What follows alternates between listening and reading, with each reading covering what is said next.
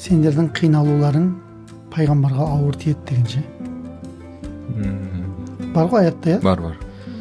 Сол жердегі біздің қиналуымыз деген қай мәселеде дейді ғой енді. Мысалы, негізінде біздің қиналуымыз әке-шешемізге ауыр тиеді ғой. Айналып келген кезде. Иә. Уайымдайтын солар ғой. Уайымдайтын солар.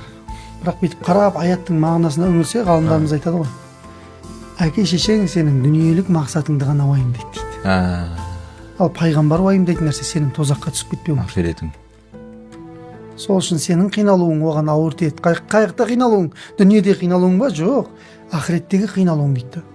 Сен қиналып қалады ғой деп әр намаздың алдында мисуакты парыз қылған жоқ дейді. Сен қиналып қалады ғой деп түнгі тахажжудты 2 ракатты парыз қылған жоқ дейді.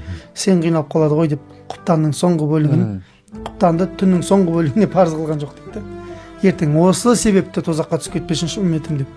Иә. Негізгі қиналу ол пайғамбарда дейді.